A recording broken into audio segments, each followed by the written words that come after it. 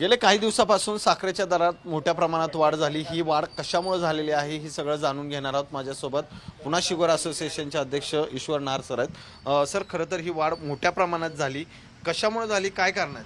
नमस्कार। ही वाढ 2 महिन्यापासून होत आहे। आता काय झालेलं आहे की आपण मागच्या वर्षी जर गाळप पाहिलं तर 30% गाळप कमी झालेला आहे।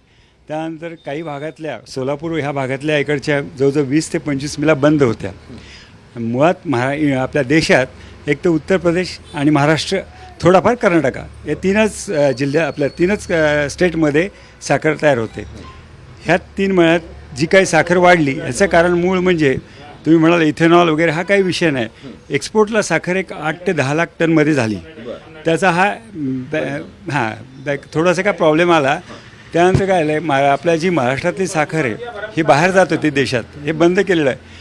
पण त्यात 8-10 लाख एक्सपोर्ट झाल्यानंतर हा जो इम्पॅक्ट आला आहे मधला, त्यामुळे मागच्या 3 महिन्यात ही जी साखर तुम्ही म्हणताय 40ची 70 झाली, तर 70 ही एक फक्त मामूली 1-2 तासात झाली असेल। ती 70 खरे भाव नाही आहेत। साखर ही 65-66 रुपयाला विकली गेली काल आणि आज ती 62 रुपयापर्यंत आलेली आहे। पण साखर ही 40 रुपयापासून 62 ते 65 रुपये झाली।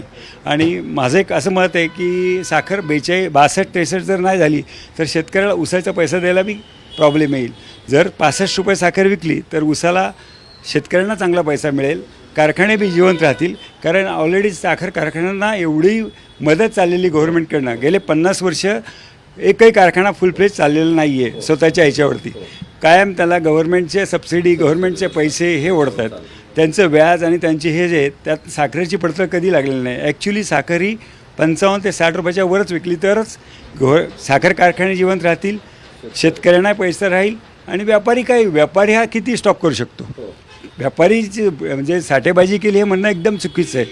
कोणताही व्यापारी साठेबाजी करू शकत नाही। साखरेची जिथे लायसन्स आहे तिथे साखर तेवढीच ठेवावी लागते।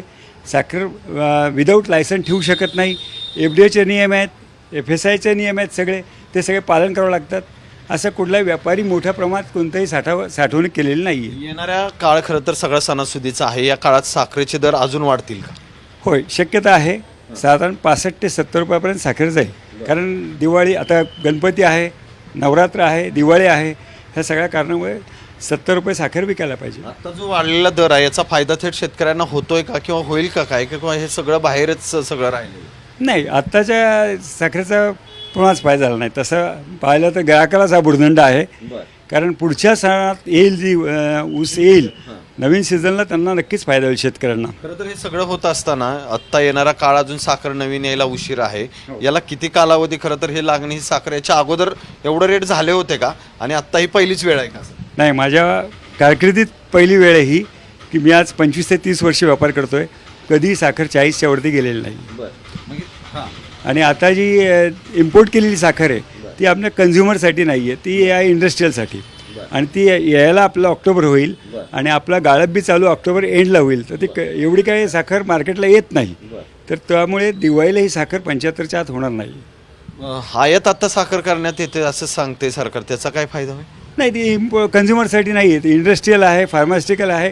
साखर आता फक्त खाण्यासाठी वापरत नाही, खाण्यासाठी 25% वापरतो आहे, 75% चॉकलेट, इंडस्ट्री, बाकी ज्या फार्मास्युटिकल आहे, आईस्क्रीम आहे, कोल्ड्रिंक्स आहे, ह्याचाच जाते। नक्कीच आपण पाहतो की आता येणारा काळ सणासुदीचा आहे, त्यामुळे येणाऱ्या काळात साखरेचे दर अजूनही काहीसे वाढण्याची शक्यता आहे। कॅमेरामन आदर्श कटकेसह सचिन जाधव, साम TV न्यूज, पुणे।